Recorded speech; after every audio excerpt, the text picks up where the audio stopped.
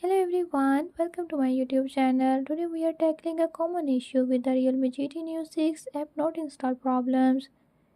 In this device, if you are having this issue, don't worry, I'm gonna tell you how to fix this issue.